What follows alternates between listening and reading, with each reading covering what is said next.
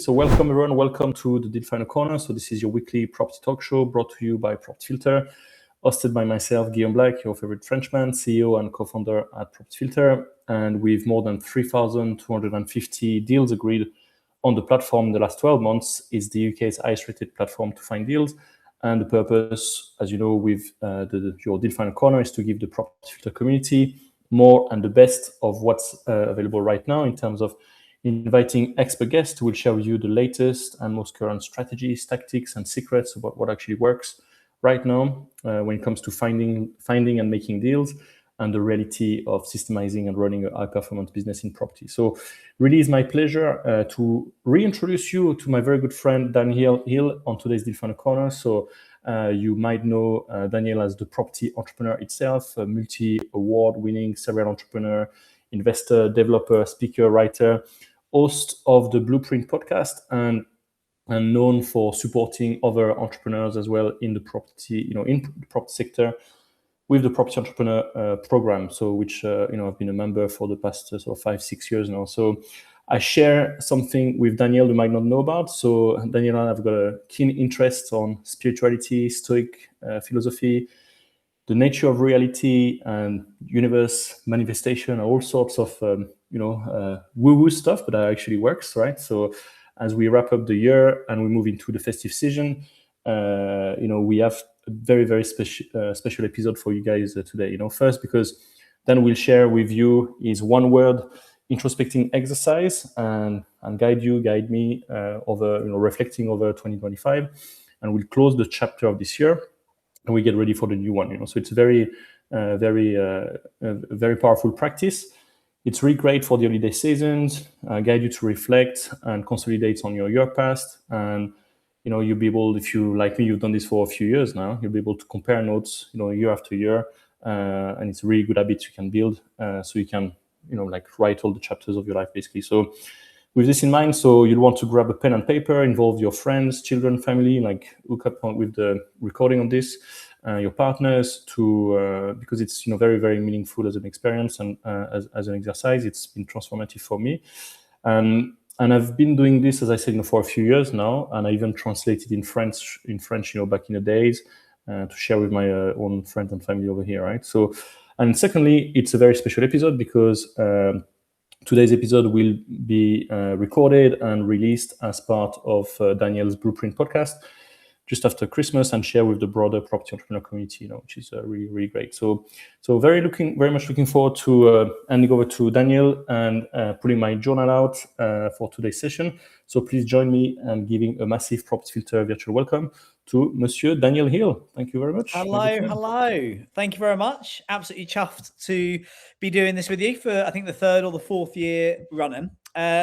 Guillaume, if you have any issue at all with my connection, let me know and I can go closer to the router. Otherwise, I'm going to sit here. All good for now. All good. Excellent.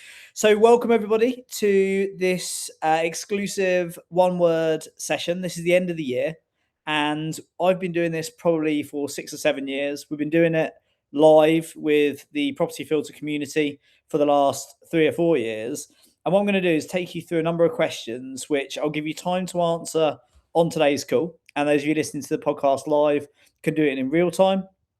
But also what I encourage you to do is towards Christmas and New Year, I normally do it New Year's Eve with my partner, is actually take these questions and do it with your friends, your family, your kids, whoever you want, because it's really just a nice way to finish the year. So what I'm going to do is I'm going to give you a number of questions. So make sure you've got a pen and paper handy, or you have I actually do mine on my notes on my phone because I store them every year. So when I typed in today, one word, it came up with 25, 24, 23, 22. And it's really good. I've actually, the ones I'm reading from you for you today are actually from my last year. So it's really nice to reflect and jot them down as we go. And then, like I say, take this exercise forward as a Christmas gift from me to do with your friends and family over Christmas and New Year.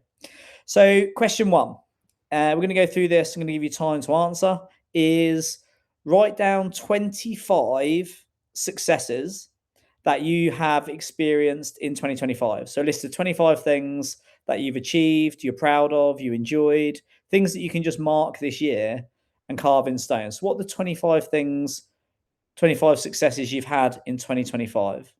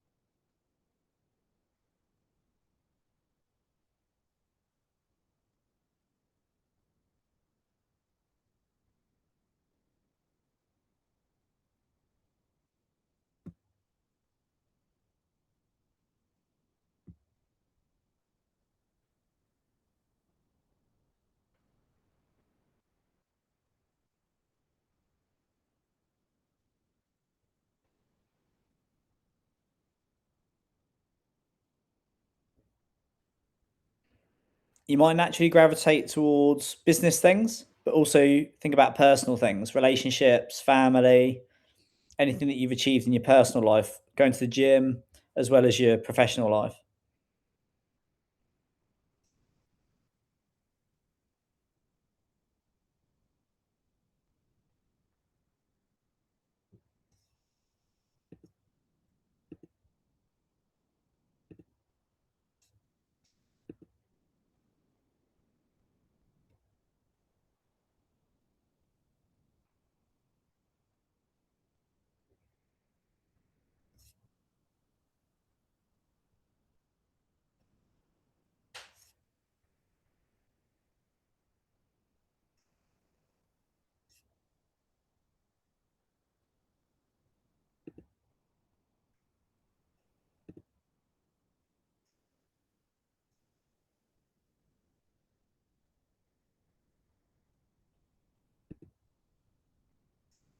I'll give you 2 more minutes.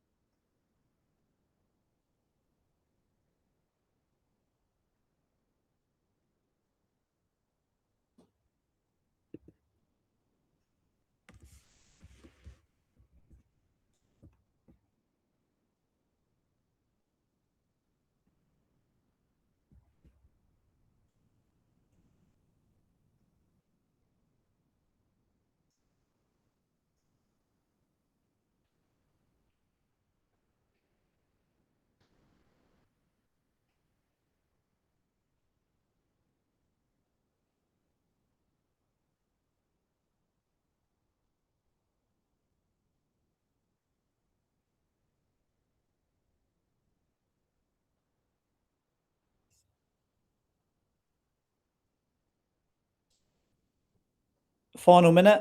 And don't panic if you've only got the first sort of dozen or so.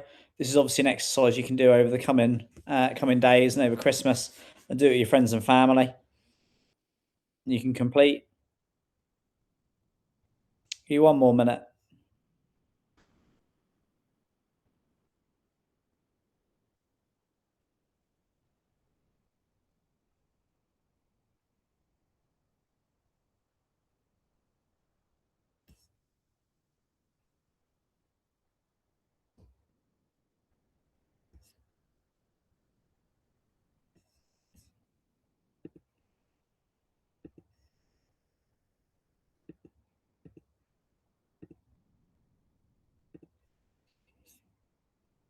Okay, so we'll round that up. That's the first one. That's the most work you're going to have to do.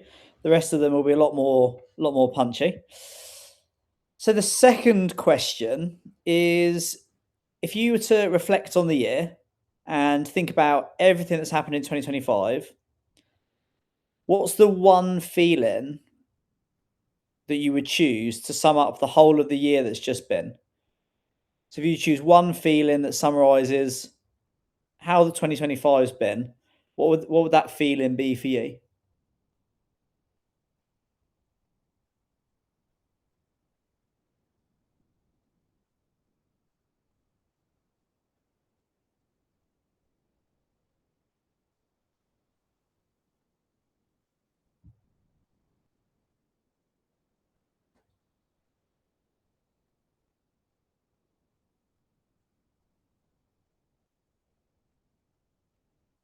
Last year, mine was I had relief, I had gratitude, and I had contentment. And I actually settled on gratitude last year. Guillaume, what have you got for this year? Yeah, well, this year is more of like a resilience. Okay. Survived.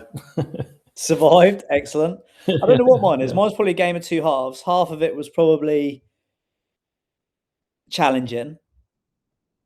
And then I'd say the second half was just life changing, just like incredibly, like breaking through to the next level. I think my feeling would probably be probably even excitement. I'm just so excited at the minute. One of the biggest challenges I have is sleeping. I just go to bed and I'm just so excited for the next day. So probably gratitude always, probably excitement. Exciting would probably be my feeling to sum up 2025. But that was the back end more than the beginning. So the third one is, if you take nothing else from this year, what is the one lesson that you learned this year that you'll take into 2026? So the one lesson that 2025 taught you, which will do you well for the rest of your life. What's that one lesson from 2025?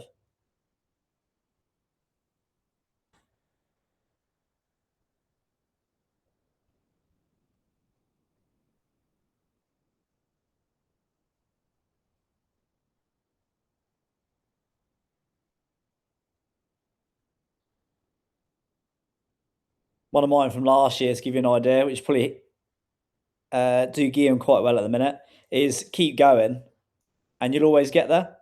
So the whole thing of like failure is not an option, and you can only fail if you agree to give up. If you just keep turning up and smashing it out the park, you will eventually get where you want to get to. And for me, that was probably like 10 years rather than 10 months. What would your lesson be from this year, Guillaume? I mean, between two, right? With one mantra we used a lot this year is like we win or you learn. We win or we learn. And another one is I think it's more recent, is maybe to do with we've been a bit too nice and too kind and giving a bit too much, for free. And it's that nice guys don't get laid, And I need to be a bit more bring more masculine energy in the sales, right? Well, you know what? That was actually one of my lessons learned. I didn't know how to articulate it. I don't know if it's going to be my biggest one from this year, but I think the challenging part at the beginning of the year was mine and Sav's relationship. Having had Harper and got out the sort of first 6 months, that very much the reality of having to like relearn our relationship and rebalance the books. And I think within that, we definitely had some sort of like power struggle. And my lesson this year was I need to turn up as the person that Sav needs me to be, and I need to tune in to what she needs from the relationship. So that was a big lesson this year. And that was when we realized that was then what gave us, a fantastic end to the year. Great. The next question is one person.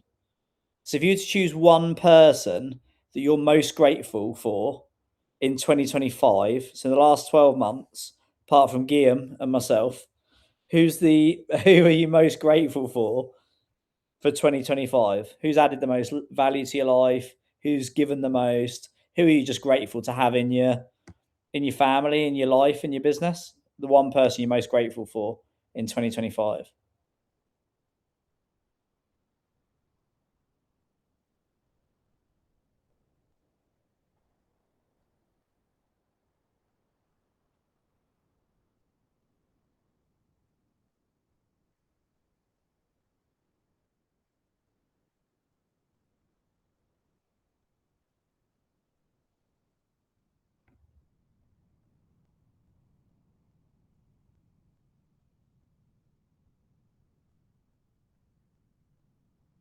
Last year, mine was Sav for delivering Harper safely into the world.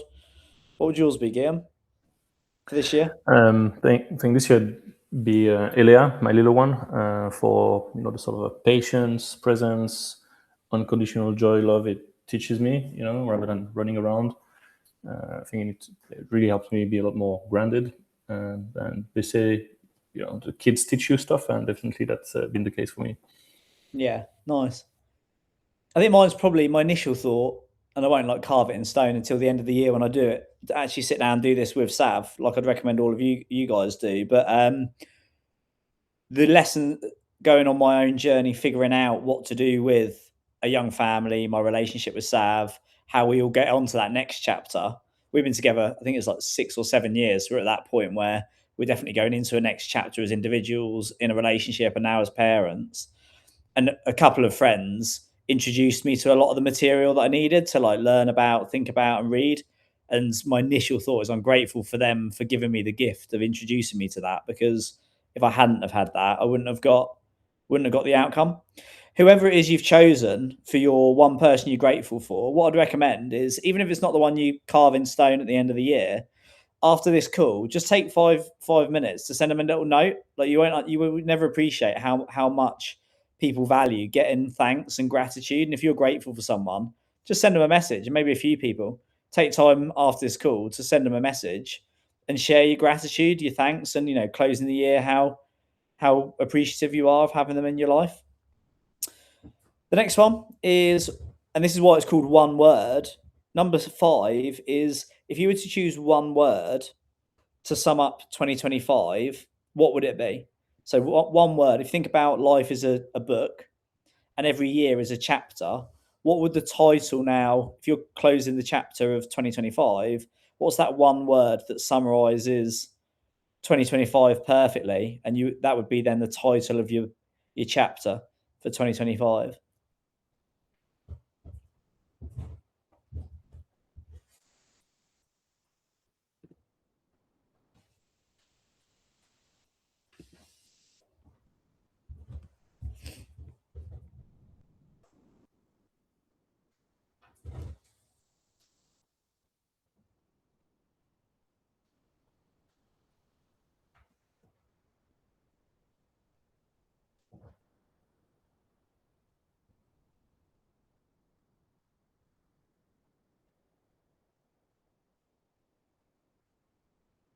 Mine last year was game/life changing in a good way, game changing and life changing in the best way possible. What would yours be, Guillaume? I think I need a few days between Christmas and New Year for this one. I think still between a few things. It's hard to. I think it's easy to only see the negatives, where actually there's the sum of all the other things that make the year, right. So I find I always have a bit of a polarizing one word at that time. So I need to think about it a bit more. I think a good thing for everybody to do, this is like a top tip in doing this exercise independently, or when you're with your friends and family, and maybe you spend, Sav and I would literally spend an afternoon doing it. We summarize our year, we do our objectives. We'll spend the whole of the afternoon, New Year's Eve, going through it. And what I'd recommend for those of you that want to do this quite deep is, if you go through things like your photo reel from the year on your phone, you'll forget all the things you've actually done until you look through it. Equally, your social media posts. If you post on social media, just scroll back through the last year and see the different things that you did. And then finally is your calendar. It's like, go through your calendar and just look at what actually happened during the year. Where did you go? What did you do? What was on your to-do list? Because you will forget. And I'm looking through mine now from last year. And it's so good to be able to look back and think, wow, do you know what? I forgot that was only a year ago, or I forgot I actually even achieved that, or I forgot that lesson that I wish I never forgot, sort of thing. And my word for 2025 would probably be the same, would be life changing. It's just been another life changing year, having a young family, actually sorting out the household, the family, the relationship, and coming out at the end of it in a fantastic place. And that is literally life changing.